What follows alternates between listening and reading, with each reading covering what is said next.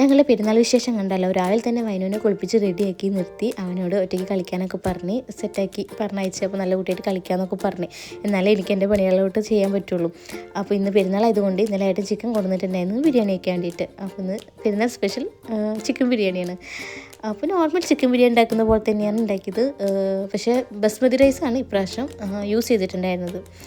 അങ്ങനെ ഇതാ നമ്മൾ ഗ്യാസിൻ്റെ ചെറിയൊരു ഷോർട്ടേജ് ഉള്ള കാരണം പുറത്ത് അടുപ്പത്ത് വെച്ചിട്ടാണ് കൂടുതലിപ്പോൾ കുക്കിംഗ് ചെയ്യുന്നത്.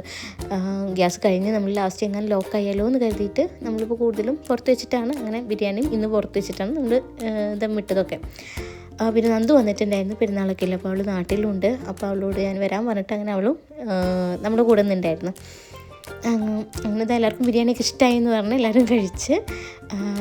ഞാൻ തന്നെ ഉണ്ടാക്കിയ കാരണം എനിക്കത് വല്ലാണ്ട് കഴിക്കാൻ പറ്റുന്നില്ല. എനിക്ക് ഭയങ്കര ഇഷ്ടമായിരുന്നു ബിരിയാണിയൊക്കെ. പിന്നെ നന്നായിട്ടുണ്ട്, നല്ല എക്സ്പ്രഷൻ ഇടാമെന്ന് പറഞ്ഞിട്ട് അവൾ ഇട്ട എക്സ്പ്രഷൻ ഇതാണ്. എനിക്കിട്ടിട്ട് പണി വെച്ചതാണ്. പിന്നെ എന്താ നമ്മൾ അടുത്ത വീട്ടിലെ താത്ത നോക്ക് പെരുന്നാൾ സ്പെഷ്യൽ പലഹാരങ്ങളൊക്കെ കൊണ്ടുവന്ന് തന്നിട്ടുണ്ടായിരുന്നു. എല്ലാം നല്ല ടേസ്റ്റ് ഉണ്ടായിരുന്നു. സ്നാക്സൊക്കെ നമ്മൾ അപ്പോൾ തന്നെ ഇരുന്ന് കഴിച്ചു. പിന്നെ ഫ്രൈഡ് റൈസും കറിയും നല്ല ടേസ്റ്റ് ഉണ്ടായിരുന്നു. പിന്നെ നേരെ എൻ്റെ വീട്ടിലോട്ടാണ് പോയത്. നമ്മൾ വൈകുന്നേരമായി വീട്ടിൽ നിന്ന് ഇറങ്ങുമ്പോൾ വല്യമ്മ പിന്നെ മാംഗോ ജ്യൂസൊക്കെ ഉണ്ടാക്കി തന്ന്. നന്ദു കാര്യമായിട്ട് വല്യമ്മോട് എന്തോ സംസാരിക്കുകയാണ്. പിന്നെ നമ്മൾ പാപ്പന്മാരെയൊക്കെ വീട്ടിൽ പോയി. വൈകുന്നേരം അവിടെ എത്തിയപ്പോൾ ആരുടെ അടുത്തും അങ്ങനെ വലിയൊരു കമ്പനി ഉണ്ടായിരുന്നില്ല. പോകാൻ നല്ല മടിയായിരുന്നു. ലാസ്റ്റ് അവിടെ വരാൻ നേരത്തും അതുപോലെ തന്നെയായിരുന്നു. അവിടെ നിന്ന് വരാനും സമ്മതിക്കുന്നില്ല. പിള്ളേരെ കേട്ട് നല്ല കളിയൊക്കെ ആയിരുന്നു.